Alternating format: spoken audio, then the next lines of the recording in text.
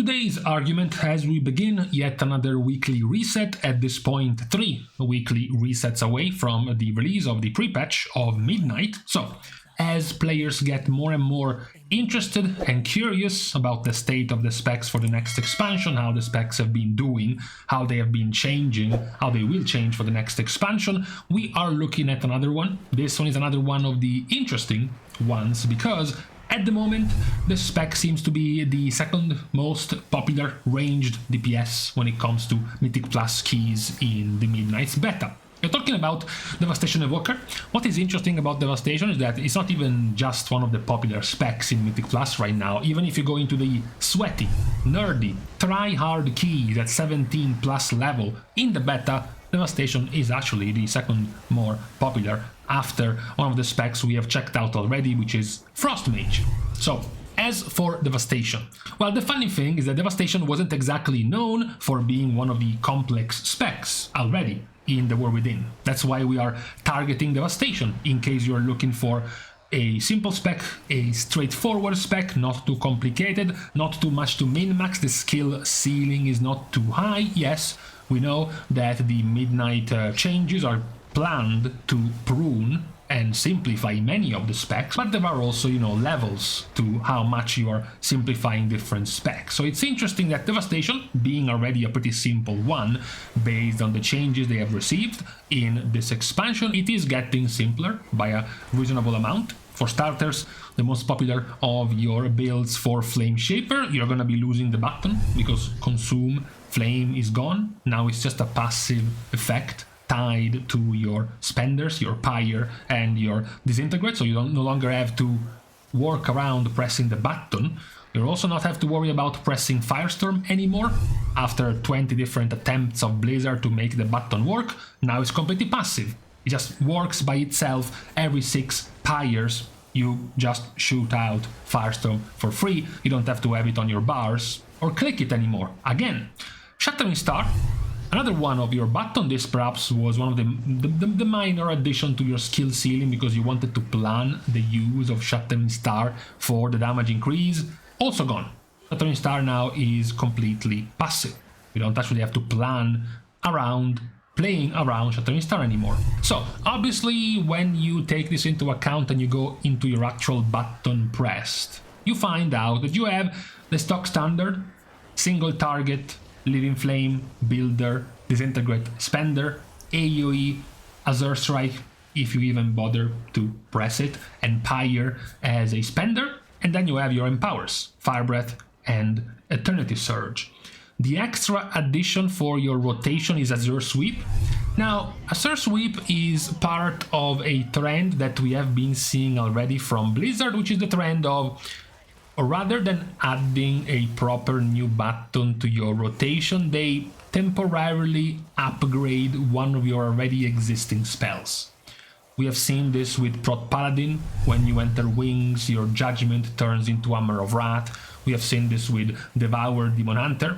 When you finish channeling Void Ray, your Reap turns into Eradicate. For Frost Mage, your Ray of Frost full channel is going to enable you to cast Comet Storm. For Preservation, your Reversion has a chance to upgrade into Meritra's Blessing. So you have a change of button without actually having a new button in your bars. It's just a temporary upgrade, which is the same thing happening to Devastation with this new addition of Azure Sweep. Now, Blizzard wants to make it important because they are making it the entire keystone around your tier set. Normally, after every Eternity Surge, your next Azure Swipe is empowered. With the tier set though, now your next 2 ones are empowered. They will also be reducing the cooldown of Eternity Surge by 2 seconds per cast, and the 2-piece further increases the damage of Azure Sweep. So now it is going to be a baseline part of your rotation, even if by default you by yourself wouldn't even have wanted to press Azure Strike, so the weaker version. When it gets upgraded, when it gets empowered, you definitely want to be clicking Azure Sweep. So we can say you have gained a button as part of your rotation, even as you're losing Firestorm, as you're losing Shattering Star, as you're losing Consume Flame, at least you're gaining Azure Sweep. Now, as per your rotation and your baseline abilities, what makes the spec very simple to play through when it comes to your rotation. Your list of priorities you want to be keeping an eye out on is the fact that not a lot of what you're doing needs to be timed, needs to be planned for, needs to be set up, because it can happen more or less whenever you want. For example, after every fire breath you have the dot on the enemy, which means you want to pyre to consume the dot of fire breath to explode them with consume flame. But this one doesn't really have a timer. You don't have a specific moment when it's better to use this or not. You don't have a particular short buff window, for example, that benefits from this system. It's just whenever, especially when you consider the amount of pyres you cast in AoE. So you're just going to be consuming this fire breath dot on enemies regardless. Just don't think about planning for it, because it will happen by itself as you're pressing pyres anyways. Same thing goes for Eternity Surge. The buff itself is very generous because the upgraded Azure Strike, Azure Sweep is a buff that lasts for 30 seconds, so you have plenty of time to use 2 global cooldowns on this ability over the course of the entire buff. So you don't really have to be quick in using it. You don't have any passives or talents or buffs in your rotation which make you want to wait to set up the Azure Sweep for more damage. You can just wait and use it whenever you want. In the past you had certain combos you wanted to wait for, anything that gave you more damage, but nowadays most of these things are lost. They're not even present. Most of the actual buffs, even the one you're actually talented into, like Titanic Wrath, Essence Burst increases the damage of affected spells by 15%, but Essence Burst only gets consumed by Disintegrate or by Pyre, so you don't have really many options. If you were in single target, you were spamming Disintegrate. If you were in AoE, you were spamming Pyre. This buff doesn't really do much to change what you were doing. Another one is Iridescence. Casting an Empower spell increases the damage of your next 2 spells of the same color. This one is also quite self-explanatory. Your Fire Breath is red. The only other red button worth spending this on is Pyre. Your Eternity Surge Empower is blue. The only other button it's worth spending this on in single target is Disintegrate.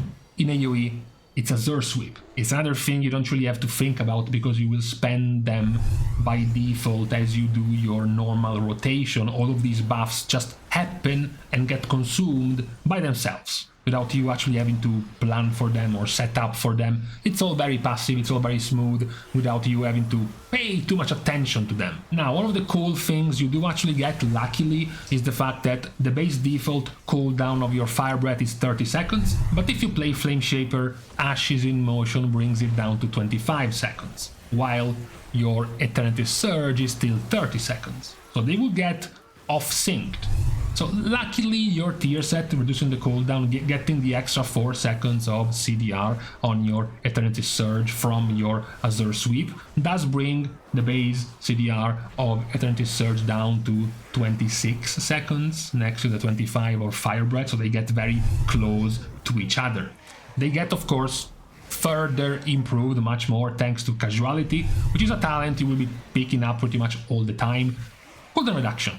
2 seconds cooldown reduction to both of your Empower spells every time you Pyre, and then 2.5 second cooldown reduction to your Empowers every time you use Disintegrate.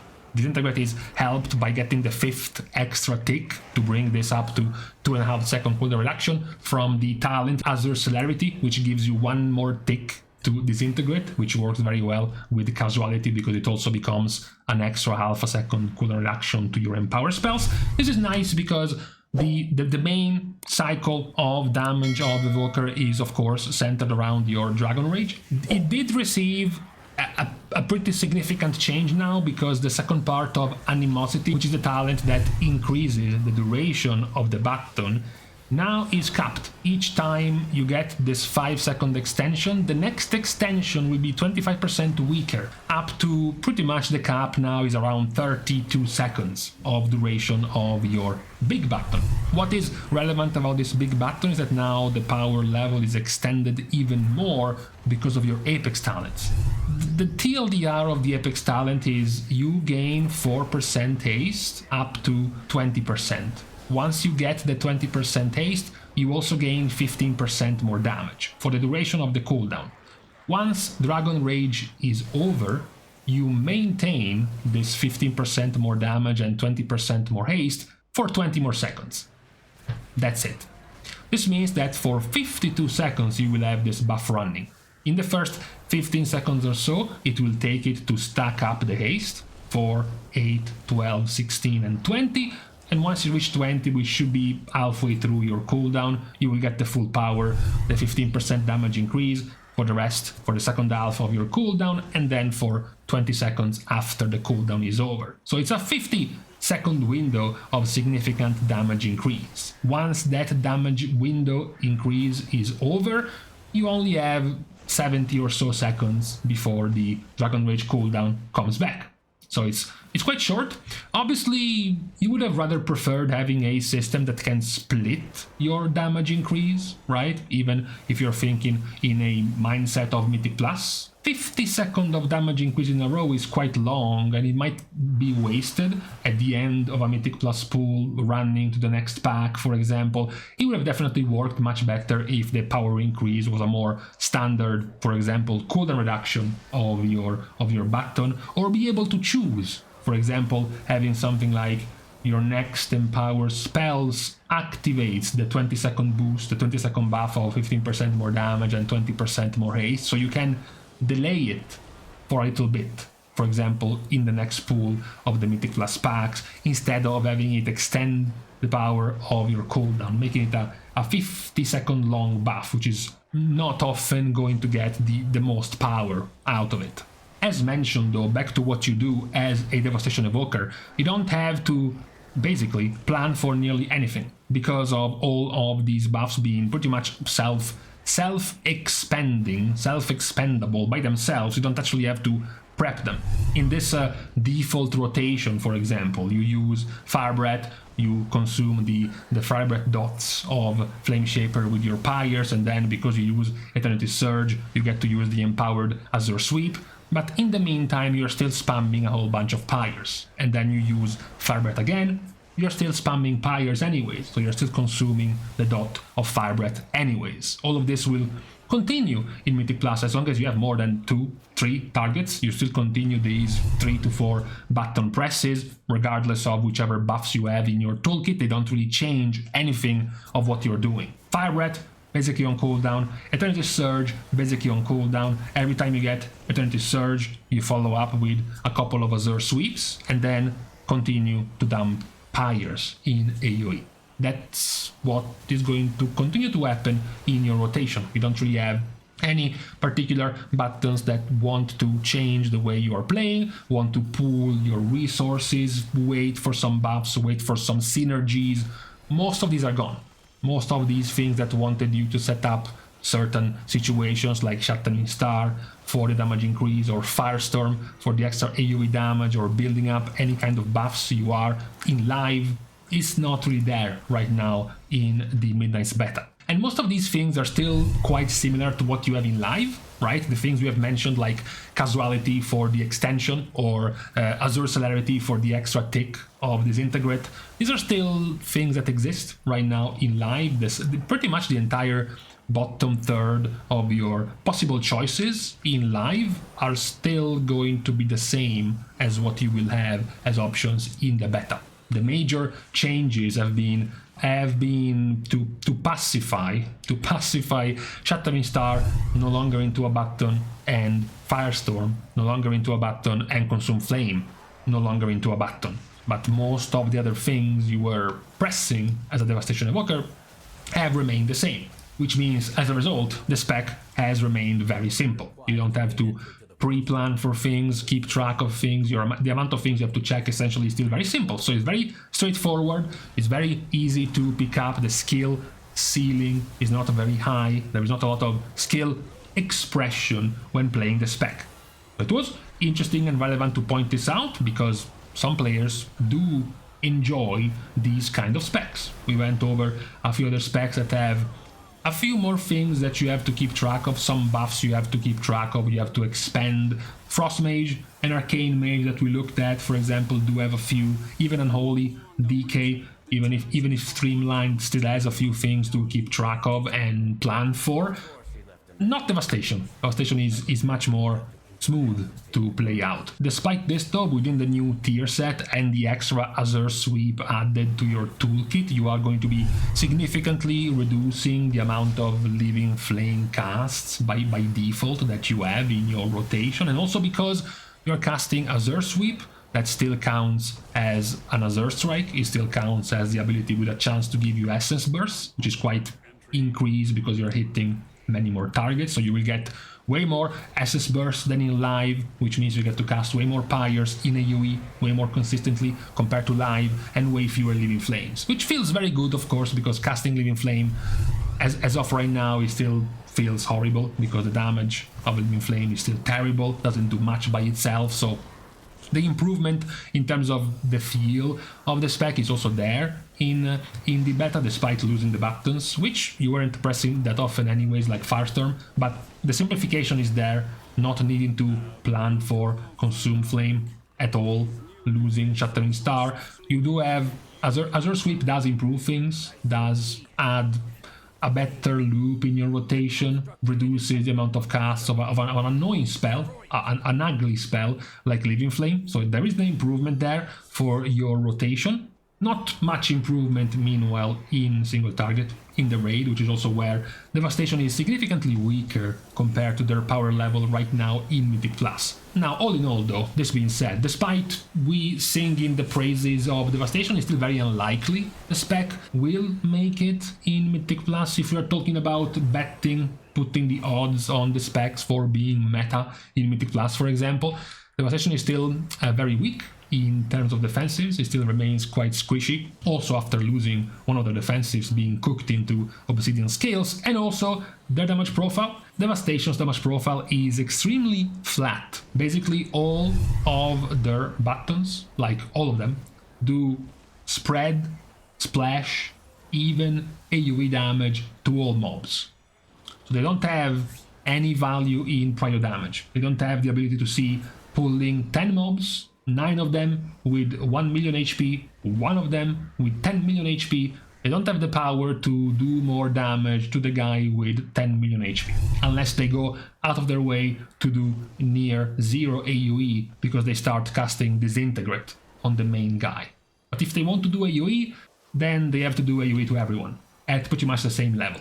So they don't have the option of being in this niche, in this possible, do slightly less AoE damage, don't be nearly as powerful in your massive wide AoE, but still be very powerful and still be meta because you do very high prio damage, like Arcane, like Assassination Rogue, like Havoc Demon Hunter that we have seen in previous seasons. The option is not there for Devastation. They don't have that kind of damage. Their type of AoE is very heavily spread across enemies. That's their damage profile in Mythic Plus. But overall, it has been the basically second most popular in very high keys and one of the top 2 for popularity as Ranged DPS across the whole beta. So we had to go and see what had changed for the spec across these last few weeks of the tuning in terms of changes, which they haven't received many of. It was worth going over the current state of the spec, especially for players interested in picking a new spec for Midnight and wanting their new flavor to be on the simple side, on the straightforward and more smooth and not as complex side of specs. Devastation for Ranged DPS right now is looking quite good. So for this, on this Wednesday, weekly reset in EU, it's also time to leave each other once more. We're starting our goodbyes by thanking everyone for having watched the video, together with, of course, everyone else who has been supporting Competitive for free by liking and commenting down below, as well as subscribing to the channel itself. Now, with these things out of the way, thank you guys again for watching. See you guys tomorrow, and in the meantime, sleep schedule completely screwed. We have been sleeping 2 to 3 hours at random batches all over the day for the past week. It's not good.